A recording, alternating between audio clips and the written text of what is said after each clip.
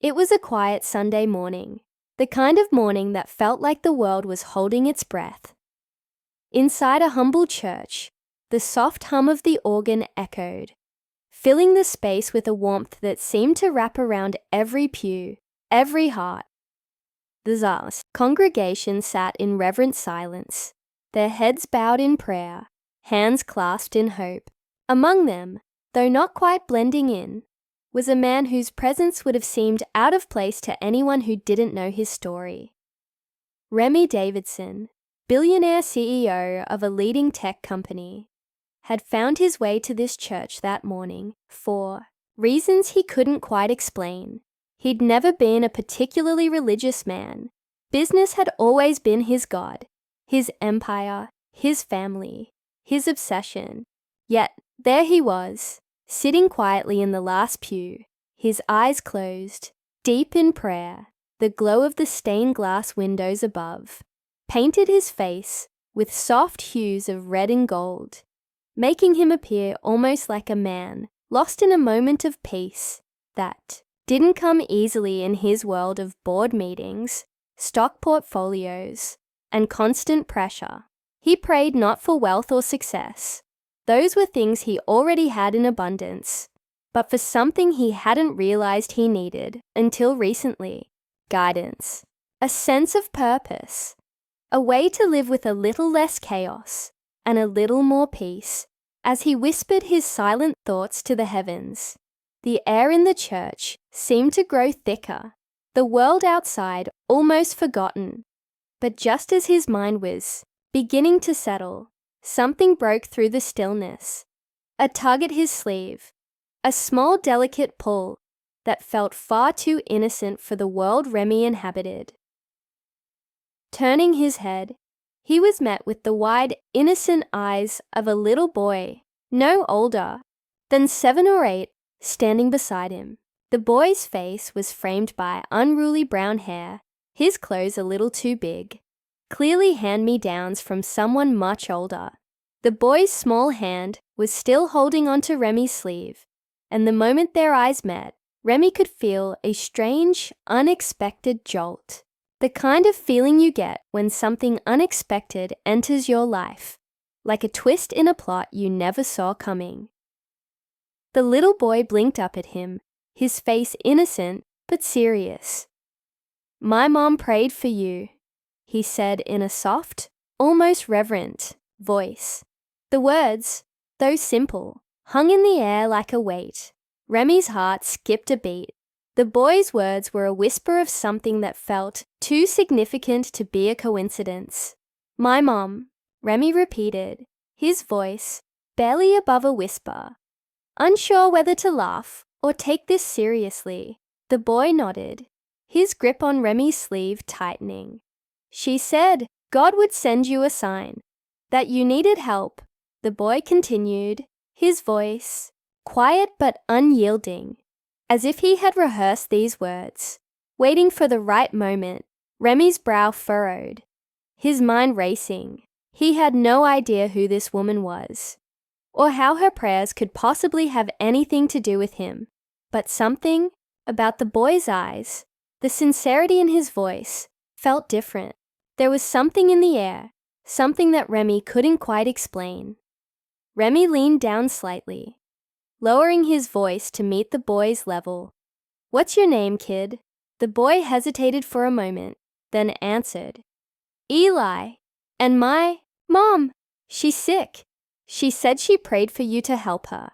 A lump formed in Remy's throat as the boy's words settled in. A part of him wanted to dismiss it as coincidence, something a child might say without fully understanding the weight of the words. But another part of him, a part he didn't recognize, felt drawn to this strange moment, this moment that had found him in the most unlikely of places. "I don't understand," Remy admitted quietly, his voice soft, as he looked down at the boy's earnest face. Eli's eyes shone with something that might have been hope. "She's in the hospital. She said if you heard her prayer, you'd come." The words hit Remy like a cold wave. His mind flashed to all the things he had in his life. his wealth, his accomplishments, his status. But none of it mattered in that moment. None of it could take away the strange feeling rising in his chest. A feeling that maybe, just maybe, this was the very thing he had been searching for in his quiet prayers. A purpose. As he stood there, trying to process what was happening, Eli tugged on his sleeve once more, this time more insistently. "Can you come, please?" Remy's thoughts raced. He could feel the eyes of the congregation on him, though they tried to be discreet. His entire life had been built on strategy and control, on knowing exactly what was coming next. But right now, with this boy's hand still grasping his sleeve and the weight of a mother's unspoken prayer hanging in the air, he felt lost, unsure. It was a feeling he hadn't experienced in years, but in that moment, it felt oddly comforting. "I don't know if I can help," Remy said, the words tasting strange on his tongue. "But I'll try." Eli's eyes lit up, and for the briefest moment, Remy saw a glimpse of something pure, something untainted by the harsh realities of life. It was as if, in that one glance, Eli had reminded him of the innocence he had left behind long ago. The belief that people could be good, that the world could be better, that prayers could matter. As the boy tugged on his sleeve again, this time with a sense of urgency, Remy stood up. He felt a strange, undeniable pull towards something he hadn't planned for, something that had nothing to do with his business empire or his next big deal. This was personal. This was real. And as he followed Eli out of the church and into the cool air outside, a sense of anticipation settled over him. But just as they reached the door, Remy stopped. He turned back to look at the church, the place where it all began for him, the place where something bigger than business or wealth was waiting for him, something that might change everything. What had he just gotten himself into? The boy looked back at him, his small face filled with expectation, and in that moment, Remy knew he couldn't turn back. Not now. But what lay ahead? Would he be able to help this stranger, this woman he had never met? And what would he find when he reached the hospital? The answers, for now, remained just out of reach. As Remy stepped outside the church, the weight of the decision hit him. The morning sun filtered through the tall trees lining the parking lot, casting long shadows on the ground. The air felt cooler now, more pressing, like the world was holding its breath, waiting to see what he would do next. He glanced down at Eli, who was already tugging at his sleeve, eager to lead him toward the small, beat-up car parked nearby. "Come on," Eli urged, his voice small but determined. "We don't have much time." Remy followed the boy without a second thought, his mind racing with questions. Why had the boy singled him out? What was it about this woman's prayer that had drawn him into this situation? It didn't make sense. Remy had never believed in coincidences, but this felt like one. A billionaire CEO, used to controlling every situation, used to knowing every angle, was suddenly thrust into something he couldn't control, couldn't understand. As they drove through the quiet streets of the town, the houses becoming more spread out, the car's engine humming softly in the background, Remy couldn't help but wonder what he was walking into. He didn't know the first thing about the woman Eli had mentioned, her name, her illness, or what kind of prayer could possibly have anything to do with him. The more he thought about it, the more ridiculous it seemed. But the pull of the moment, the genuine hope in Eli's eyes, kept him moving forward. Eli's mother, Sarah, was all but a stranger to him, but in that instant, she felt like someone Remy couldn't ignore. What kind of person was she to have prayed for someone she didn't know? Why would she pray for someone like him? His thoughts were interrupted when Eli spoke again, breaking the silence that had settled between them. Mom's been sick for a while, Eli said, his voice uncharacteristically quiet. We don't have much. She says God's going to help her though. She says you're going to help her too. Remy glanced at the boy. The innocence in his voice, almost painful to hear. What's wrong with her? He asked, his voice gentler now. Eli shifted in his seat, staring out the window, his hands fidgeting in his lap. She has cancer. It's bad, but she says she's okay. She says it's all in God's hands. He paused for a moment, as if searching for the right words. She's always prayed for people. She's helped so many people, but now she says it's her turn to be helped. She said God would send someone who could make it all better. The weight of Eli's words settled heavily in Remy's chest. He had heard of people with cancer, of course, but hearing it like this, so personal, so close to home, struck a chord he hadn't anticipated. He couldn't shake the feeling that this wasn't just about some woman in need. Somehow, it was about him too, about something much bigger than him. His heart began to race as the car turned onto a narrow dirt road leading toward an old house on the outskirts of town. It wasn't much to look at, just a small weathered cottage with peeling paint and a rusty mailbox that barely hung on its post. Yet, as they parked in front of the house, Remy could feel something shift in the air. It was as if he had just entered a world completely removed from the one he had spent his life building. A world where the stakes weren't measured in billions of dollars, but in something much more profound: human connection, hope, and the quiet strength of prayer. Eli practically leapt out of the car and rushed toward the front door, knocking loudly. Remy followed more slowly, his heart thudding in his chest, wondering how he could possibly fit into this scene. He had no experience with cancer or prayer, no experience with anything like this. He was a businessman, a man who thrived in the world of numbers and deals, not in the realm of human suffering. The door creaked open, revealing a woman who looked much older than her age. She was frail, her hair thinning, her skin pale, but there was a quiet strength about her that was impossible to ignore.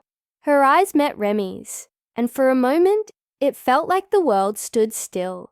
Eli stepped aside, allowing Remy to enter, and the woman's gaze never wavered. "Mr. Davidson," she said softly, her voice trembling, though not from fear. "I'm Sarah. I've been waiting for you." Remy stood frozen for a moment, unsure of how to respond.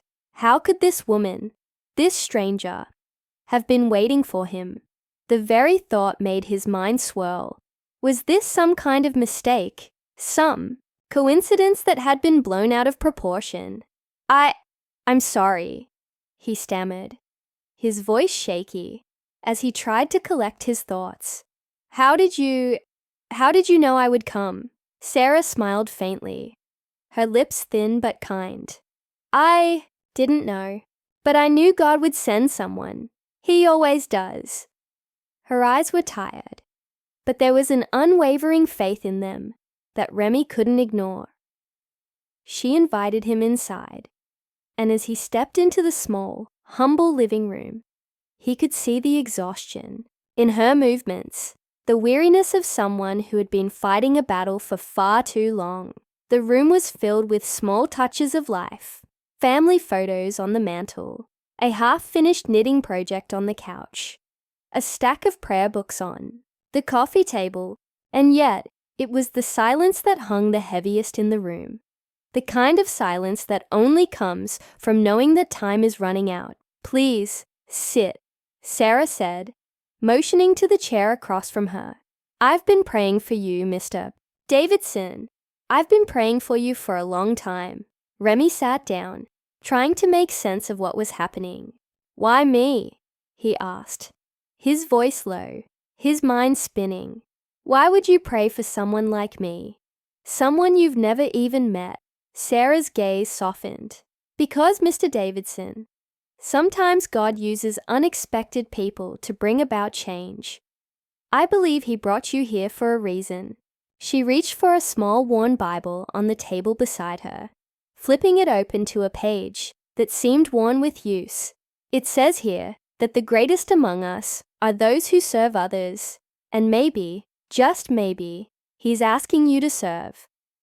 The words hit Remy like a tidal wave. He didn't know what to say, how to respond. He was a man of action, not faith, not prayer, but something inside him stirred, something he couldn't ignore.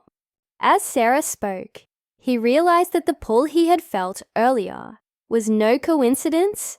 It was a calling, a chance to do something bigger than himself. But the question remained, was he ready to answer? Remy's mind raced, and his thoughts tangled with doubt.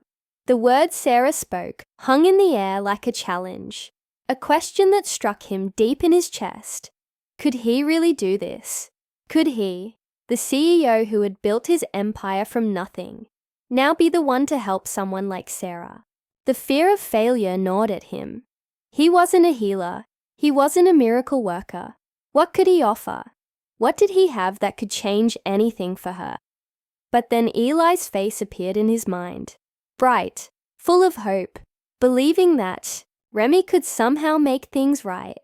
The boy had placed his faith in him, and for some reason, that was enough to make Remy question everything he thought he knew about himself and his place in the world. "You're right," Remy said suddenly, surprising himself with his own words.